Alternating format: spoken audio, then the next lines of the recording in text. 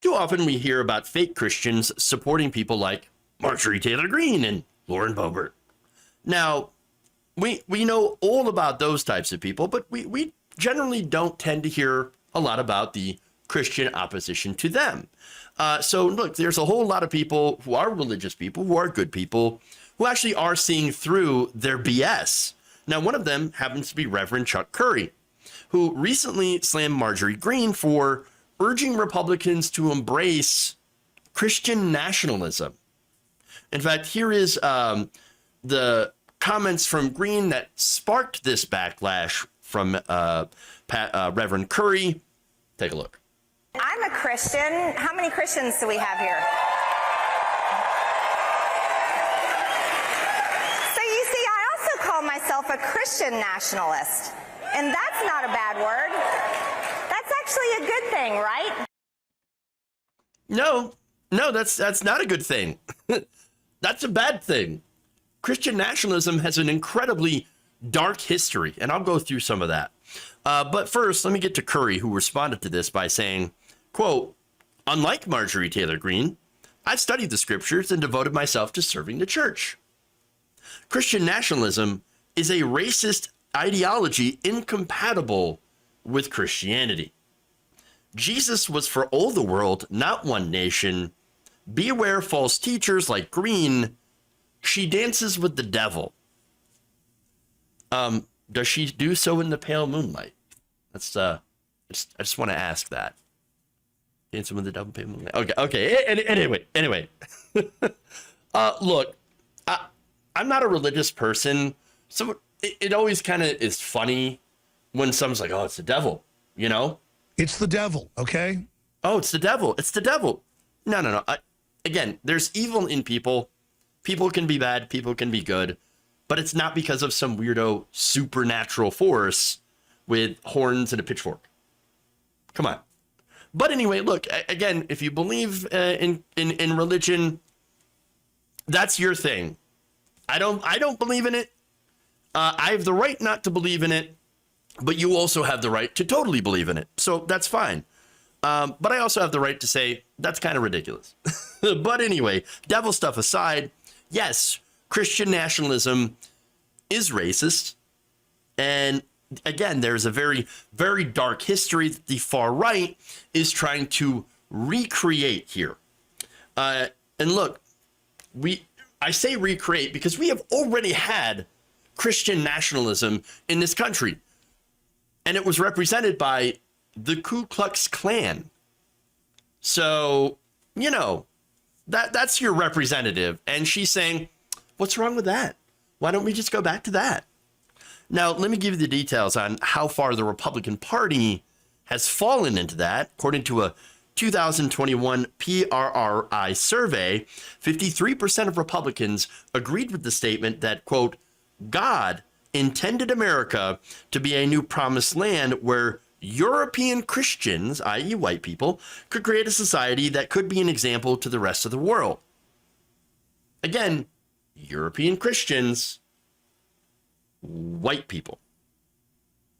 I mean, that's very, very clear wording there, okay? Now, as I mentioned, the last time the United States had a resurgence of Christian nationalism was about when the time that the KKK had their membership swell during 1919, and it led to massive race riots called the Red Summer. After World War I, and this is what happened, black service members returned from serving in the war. Now, again, if you're not in the military, you're let out of the military, then you're going to have to get a job, you're going to have to do something, right? So, look, a lot of these former service members, they come back and they want to get jobs. And of course, there's also white service members that have come back to having black people fill the jobs that they had once been working in. And so there ended up being a lot of racial resentment among white people. You also had, of course, a lot of black former service members moving up north away from Jim Crow. You had about 500,000 African Americans moving up to the northern areas to be able to go and get jobs and all that. And so there were some white people that didn't like it. Some of them formed mobs to go and attack random black people, who then created their own mobs, not only fought back, but then there were also some mobs of black people that would attack random white people for no reason. And so this ended up affecting 3 giant cities in the North. You had Chicago, Washington, D.C. Among them. And so there were massive race riots. Hundreds of people were killed. You had the state militias that were called in. African-American neighborhoods were burned. And so this is the result of a lot of this racism. And of course, you had the KKK, which was also a Christian nationalist racist organization. And they used that religion to preach that black people were inferior to white people. Now, the forces that drove these, not only anti-black, but also anti-Jewish, anti-Catholic, anti-immigrant currents, were also so prevalent in that time frame, in that decade, that were powered by a white supremacist belief that America was ordained by God as a promised land to be run by white, native-born Protestant men, and that the government should take actions and active steps to keep it that way. That's Christian nationalism. They believe that Christianity should just also enjoy a privileged position in the public square and run the government. They do not believe in the separation of church and state. Now, that is a fundamental American institution, church and state, the separation between. Now, this, again, this first white nationalist wave in 1919 was eventually defeated by mostly other Christians, joining as well with American Jews and others who believe in a more open and inclusive America. So you actually had a religious group, the more moderate of the religious groups, getting together to defeat the fundamentalists. They created the National Conference of Christians and Jews in the 1920s. That's where we get Judeo-Christian, by the way, which has been perverted by the right wing to basically represent the right-wing side. With the dominionists who actually don't care about the Judeo part at all. In fact, in their crazy end times, end day scenario, just about all the Jews are murdered. And that has to happen for Jesus to come back. So yeah, they don't care about the Judeo part at all. But when it first started out, that was actually the original meaning of Judeo-Christian, this group that actually opposed the far right. So anyway, now this group, the National Conference of Christians and Jews, actually organized a host of interfaith activities across the nation, educating people and steering people away from hate and actually to loving other people. Now, look, it looks like it's one of those times for another one of those movements, okay? And right on cue, here comes Reverend Curry, who advised people to never take religious advice from Marjorie Taylor Greene, arguing that the ideology she has promoted is contrary to the teachings of Jesus, which, by the way, she has no idea what the teachings of Jesus actually are. This is someone who didn't pay attention at all to actual religion, to what's in her Bible. They just go through and they cherry pick out the stuff that they like and ignore everything else that might actually have an impact on them. Now, he said this in a tweet: Christian nationalism isn't just a threat to democracy, it's also a threat to an understanding of Christianity that places Jesus and his teachings first. Christian nationalism is a virus. Jesus is the vaccine. In another post, Curry quoted the late Reverend William Sloane Coffin, who said this: nationalism at the expense of another nation is just as wicked as racism at the expense of another race. In other words, good patriots are not nationalists. A nationalist is a bad patriot. And I think that is 100% true.